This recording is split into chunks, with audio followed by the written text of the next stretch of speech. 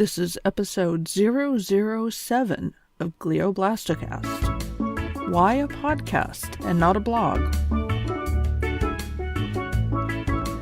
Hello and welcome to Glioblast-O-Cast, the podcast about my life beyond glioblastoma.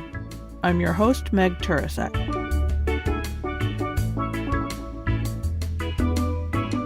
In this episode, I'll answer the question, why a podcast and not a blog?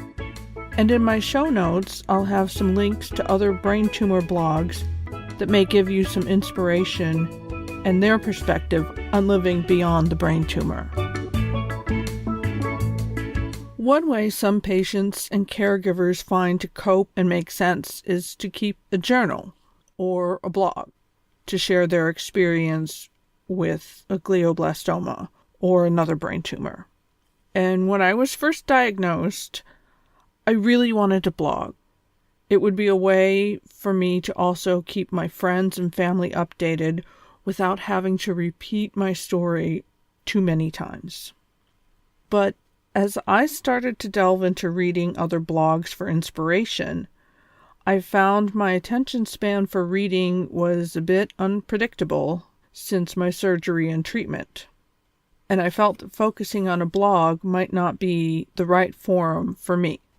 So a little bit about me is I have always had a volunteering spirit. Before I moved to the Netherlands, my Saturdays were dedicated to Habitat for Humanity.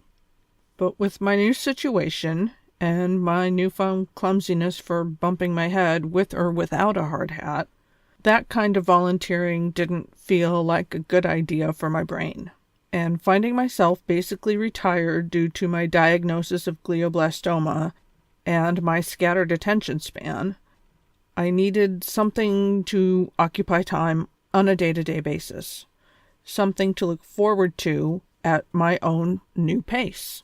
And I thought more about blogging, but I had other writing goals, like finishing my novella and publishing that. That's still a project in process. When facing a terminal diagnosis, I think it's pretty natural to review and take stock of one's life. See what other goals you want to achieve, what you wished you had done, and what you can do now. So I started remembering one part of my life's education when I went to radio broadcast school. For a time, I was an intern, and that developed into a part-time job at KOY and Y95 in Phoenix. I assisted the news reporter, I rewrote articles, and I even wrote the shortest daily horoscopes and did some weather announcing. But unless you are a big name personality or part of the sales force, there's really no money in radio. And at that point, I moved on to graphic design. So that dream of being a radio star went by the wayside. My desire to blog was still percolating. Am I taking stock of my life? It hit me that a podcast was a way to share my journey while pursuing that long-forgotten pursuit.